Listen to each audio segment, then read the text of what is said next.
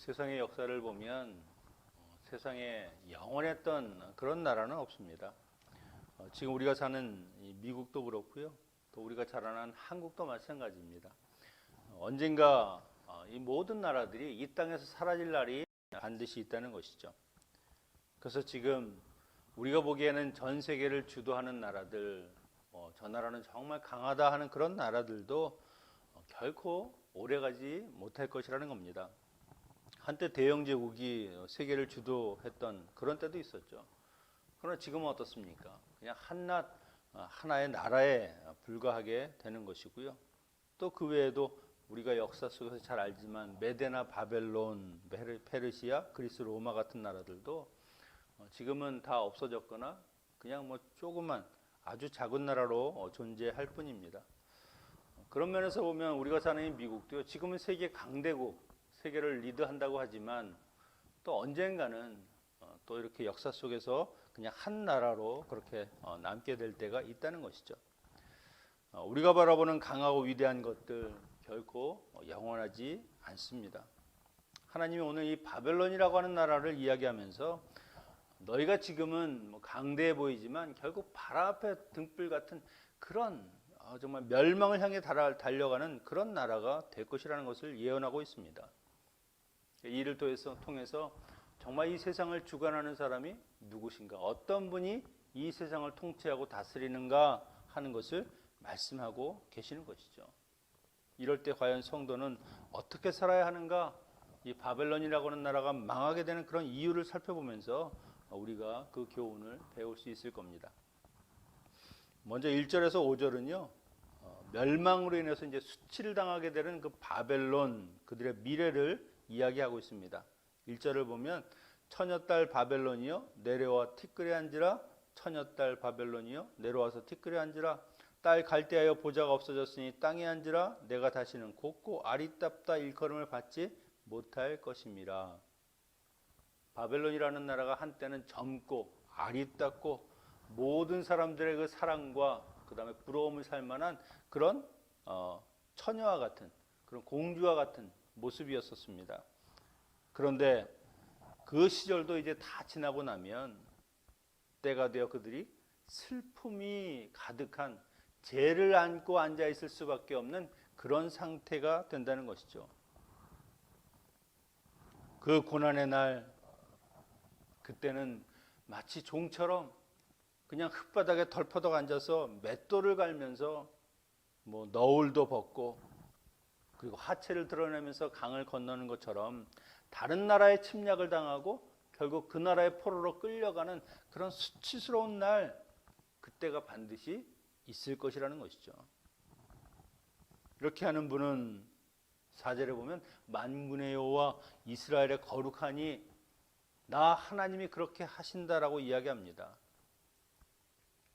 하나님은 사람을 아끼지 않을 정도로 결국 그 모든 바벨론의 백성들을 다 회파할 정도로 그렇게 보복하시고 멸망시키시겠다, 그런 의지를 보이시는 것이죠. 하나님이 만군의 여호와라는 단어를 쓰면 이것은 전쟁입니다. 심판이죠. 그 원수들, 자기가 사랑했던 그 백성들을 대적했던 모든 자들을 다 이제는 하나님이 직접 싸우셔서 그들을 벌하신다.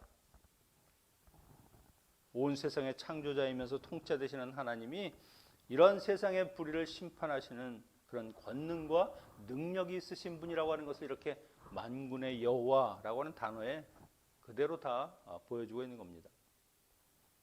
결국 바벨론이 아무리 강하다고 해도요, 역사의 주인은 하나님이십니다.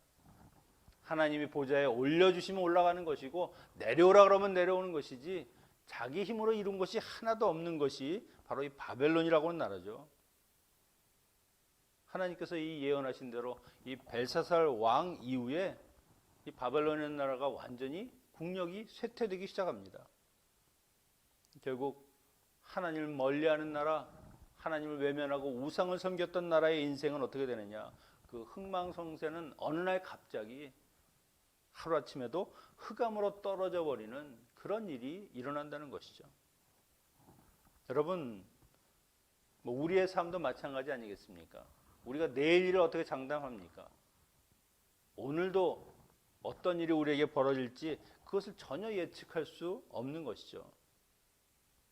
그래서 우리가 하나님 앞에 있을 때 오늘 내가 정말 잘 나간다고 하고 뭔가 세상 사람들보다 더 많은 것을 가진 것 같아 보여도 그것이 결코 자랑할 거나 교만할 것이 아니고요. 내가 또 굉장히 어렵고 남들보다 힘들게 산다고 해서 그것 때문에 비굴하게 살아서도 안 된다는 겁니다. 자랑도 그리고 슬퍼할 것도 결국 하나님 안에서 그런 내가 가지고 못 가지고 한 것이 중요한 것이 아니라 무엇을 그것보다 누구와 지금 내가 함께하고 있는가, 누가 지금 나를 인도하시고 이끌어가는 삶을 살고 있는가 하는 것이 더 중요하다고 하는 것이죠. 하나님의 능하신 손 아래서 겸손하라. 때가 되면 너를 높이시리라. 하나님이 모든 것을 주관하시는 분이다 하는 것을 말씀하고 있는 겁니다.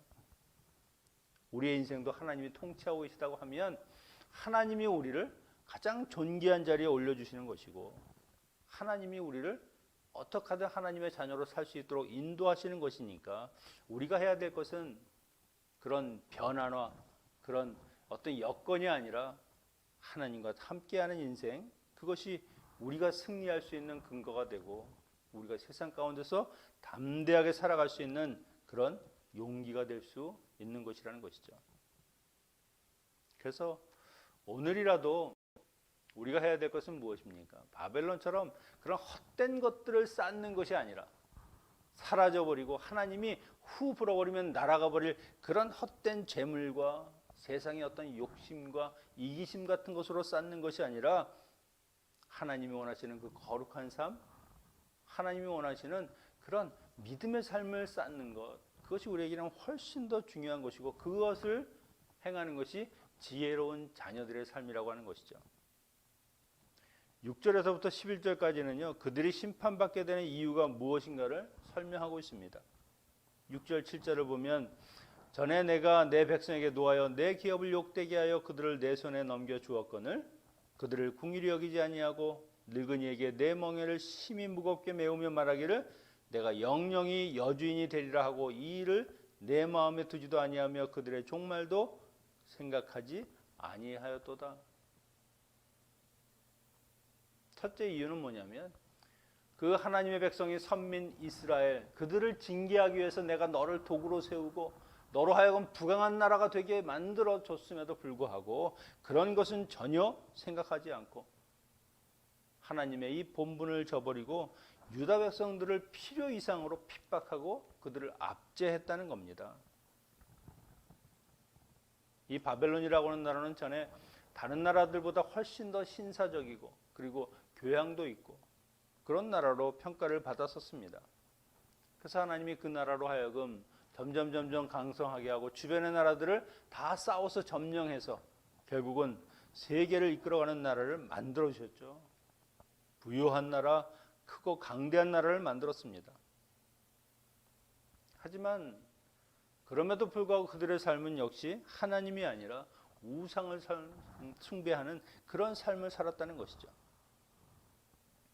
내가 오늘 왜 이렇게 되었는가를 착각하고 그저 내 힘으로 세웠다라고 생각하면 이렇게 하나님이 해주셨다고 하는 것을 전혀 인식하지 못하는 것이죠. 오히려 자기가 얻은 것처럼 생각되는 그 부와 그 권력을 악한 것에 쓰는 겁니다. 이것이 하나님을 멸시하는 것이죠. 우리가 늘 하나님이 주신 그 은혜를 생각하며 사는 것이 그래서 복이라고 하는 겁니다. 은혜를 알면 항상 하나님의 그 손길 안에 있게 되지만 은혜를 잊어버리면 그때부터는 잘못된 길을 가기 때문이죠. 두 번째 이유는 8절에서 11절입니다. 8절을 보면 그러므로 사치하고 평안히 지내며 마음에 이르기를 나뿐이라 나 외에 다른 이가 없도다. 나는 과부로 지내지도 아니하며 자녀를 잃어버린 일도 모르리라 하는 자여 너는 이제 들을지어다. 나뿐만 아니라 나 외에 다른 이가 없다. 자기가 제일이라는 것이죠. 한마디로 말하면 교만입니다. 교만.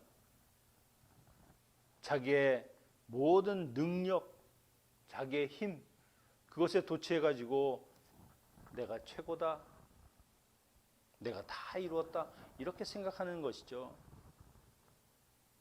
바벨론 사람들은요, 이 다른 나라를 정복하면서 그들이 갖고 있던 그런 재산들, 재물들을 다 모으기 시작하니까 나라가 점점점 강성해지고 풍요해졌습니다. 그런데 그것을 가지고 무엇을 합니까? 향락과 관능적인 쾌락에 빠지고 우상을 섬기고, 그러다 보니까 하나님에 대한 두려움, 죄에 대한 어떤 뉘우침, 감각, 이런 것이 다 없어진 것이죠. 또한 그들은 자신의 종말에 대해서 생각하지 않았다.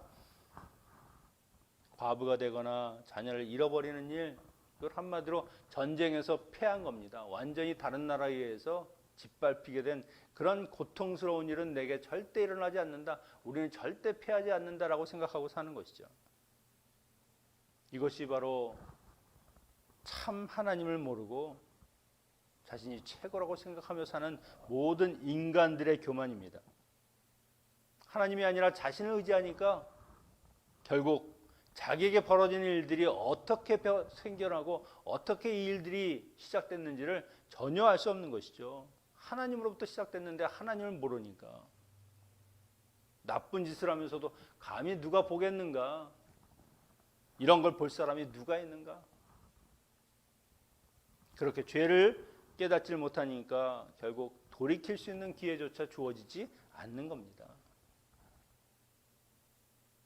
결국 하나님께서 그들의 악행을 심판하기 위해서 더 강한 나라, 바사와 같은 그런 고레스와 같은 왕을 세워서 자녀도 잃고 결국 남편도 잃어버리는 그런 고생 가운데 살게 되는 것이죠. 느부갓네살 왕의 후계자가 그 아들 벨사살입니다. 그는 아주 방자한 그런 왕으로 우리가 생각할 수 있죠. 그가 1,000명의 귀인들을 초대해서 자기의 힘을 과시하고자 했습니다. 그래서 그 아버지 느부갓네살 왕이 예루살렘 성에서 그 성전에서 탈취했던 그 기명들, 금과 은으로 만들었던 그 제사에 쓰는 그 물건들을 가져다가 거기에 술을 따르고 그것을 마시면서 내가 이렇게 이스라엘의 하나님이라고 하는 사람이 하는 그것보다 더 내가 위대하다라는 것을 자랑을 했습니다. 사람이 죽으려고 하면 무슨 짓을 못하겠습니까? 이건 뭐 제정신이 아닌 거죠. 절대 해서는 안 될 그런 행위를 한 것입니다. 그때 한 사람의 손가락이 벽에 나타나서 글씨를 쓰기 시작합니다. 메네메네 데겔 우바르신. 다니엘이 이것을 해석하니까 하나님의 심판은 이미 결정되었고 벨사살 왕은 나라를 빼앗기고 결국 멸망당하게 될 것입니다. 그 말씀대로 벨사살이 죽음을 당했습니다. 메대 사람 다리오가 그 나라를 차지하기도 하고 하나님의 성전을 더럽힌 것처럼 그 기명을 더럽히니까 하나님의 그 교만함을 심판하시는 것이죠.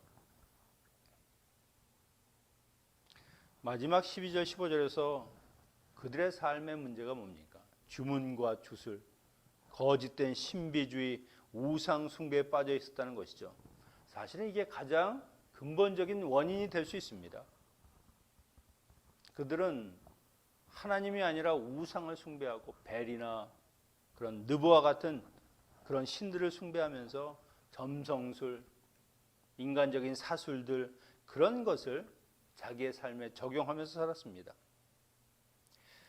그러니까 하나님께서 내리는 그 재앙, 그것을 그들의 지식이나 그들이 가지고 있는 그런 우상을 가지고 어떤 대항하려고 하니까 그게 가능합니까? 아무 능력도 없고 인간이 하나님의 지혜에 비하면 아무짝에 쓸모없는 그런 주술과 주문을 가지고 어떻게 하나님을 대항할 수 있습니까?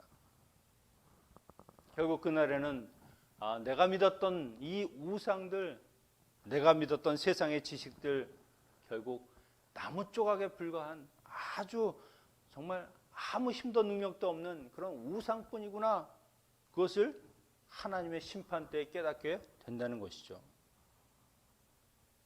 지푸라기처럼 다 불타버릴 것이고 그 불꽃과 같은 세력에서 아무도 그들을 구해낼 어떤 도움이 될 수 있는 그런 신들은 없다는 겁니다. 바로 이것이 하나님을 외면하고 하나님의 은혜, 하나님이 도와주시고 하나님이 세워주신 그 모든 것을 내 것이라고 교만하게 그렇게 사용했던 그런 바벨론, 또 그렇게 살아가는 하나님 모르고 사는 그런 인간들의 삶의 최후가 이런 모습이라고 할 수 있는 것이죠. 여러분, 세상에 영원한 것은 없습니다. 하나님이 세상의 주관자가 되시고 모든 나라들, 모든 인생을 자기의 뜻과 자기의 섭리 가운데 그들을 세우시고 결국은 하나님이 그들과 함께 하시느냐 함께하지 않느냐에 따라서 그 인생이 멸망과 혹은 하나님의 축복으로 남게 되는 것입니다. 하나님이 원하시는 것은 무엇입니까? 세상에 그 공의와 정의와 하나님의 뜻이 실현되는 것이죠. 그런 나라, 하나님이 통치하는 나라, 또한 하나님의 뜻대로 세상을 다스리는 그런 하나님의 뜻을 품은 왕들이 세워지는 것을 원하시는 겁니다. 그 하나님의 뜻과 상관없이 내가 이루었다, 나밖에 없다라고 그렇게 자랑하고 교만한 사람들, 교만한 나라들, 교만한 왕들은 반드시 하나님이 심판하시고 하나님이 다루어 주실 것입니다. 여러분, 우리도 무엇보다 교만이 아니고 참되신 하나님을 겸손하게 섬기면서 오늘도 내게 은혜 주시고 나를 인도하시고 이끌어주시는 그 하나님을 우리의 참된 주인으로 삼으면서 하나님의 기쁨이 되는 거룩한 자녀들이 되는 것, 그것이 우리가 살아가야 할 길이라고 하는 것이죠. 바벨론의 멸망을 보면서 우리는 온전히 하나님 앞에 우리의 마음과 뜻과 정성을 다해서 하나님을 섬기는 거룩한 자녀들이 되어야 할 것입니다. 우리 모두 이런 하나님의 귀한 백성들, 존귀한 자녀들이 되시기를 축원합니다. 기도하겠습니다. 아버지 하나님, 하나님이 세우신 바벨론이라고 하는 나라를 통해서 인간이 교만하고 하나님을 모르고 방종하게 되면 그 삶이 결국 심판과 멸망밖에 없다는 것을 깨닫습니다. 하나님의 자녀 되었으니 정말 하나님 주시는 그 은혜와 축복을 마음껏 누릴 뿐만 아니라 그것에 감사하며 온전히 하나님을 신실하게 섬기는 주의 자녀들이 다 되게 하여 주시옵소서. 우상이 아니고 교만이 아니고 또한 하나님을 외면하는 삶이 아니요 오직 하나님만을 신실하게 믿고 따르는 주의 자녀들 되게 하여 주시옵소서. 예수님의 이름으로 기도하옵나이다. 아멘.